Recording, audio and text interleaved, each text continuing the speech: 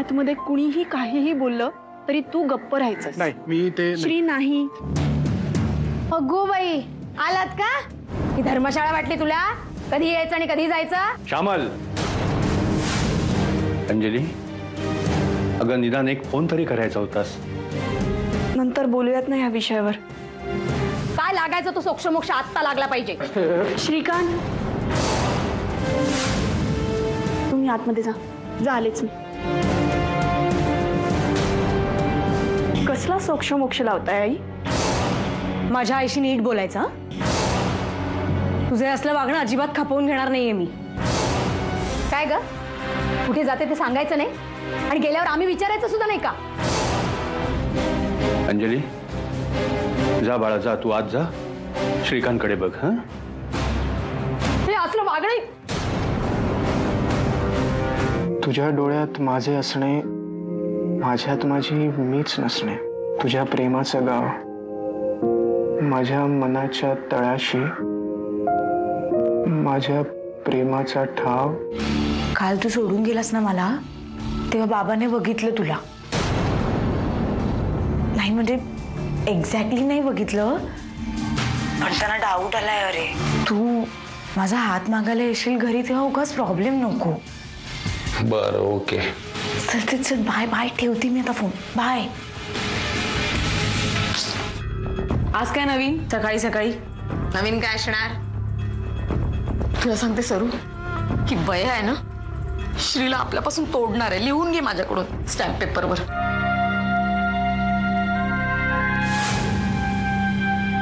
अहो गेले 2 महिने झाले, फुकटातच दूध टाकतोय की तुम्हाला. गपरे, 2 महिने म्हणे. हो, उगाच इतके वर्षाचे संबंध आहेत म्हणून लय गप घेतलंय मी. उपकार नाही केले. आई, देऊन टाकण्याचे पैसे आणि संपवा हा विषय इथेच. पैसे? अगं म्हणजे तुझ्या बाबांकडे दम नाही आहेत माझ्याकडे. का हो, आता काय झालं? हा, मी म्हणतो परवडत नसेल तर दूध बंद करा सरळ. ओ भाऊ, जरा तोंड सांभाळून बोला. ही घ्या चेन, ही गहाण ठेवा तुमच्याकडे आणि उद्या येऊन तुमचे पैसे घेऊन जा. सून असावी तर अशी. सासूला मोठ्या संकटातनं वाचवलं हो तिने. चैन मिळाली निघालास? बावटा बघ ना आधी ती चैन खोटी आहे की खरी आहे ती. काय आहे ना, आमच्या सुनेला तिच्या माहेरकडून मिळालेली सवय खोटे दागिने देऊन फसवायची. अरे माझ्या मुलाच्या लग्नात चक्क खोटी चैन घातलेली हिच्याकडून. बोल, ते बरं मी होते म्हणून, आता एखादी दुसरी बाई असती ना तर लग्न मोडून आली असती. बरं झालं तुम्ही मला सांगितलं. चुकी झाली माझ्याकडनं. इतक्या वर्षाचे संबंध सोडून मी काही बडबडलो तुम्हाला. आणि बाई, ही घ्या तुमची चेन.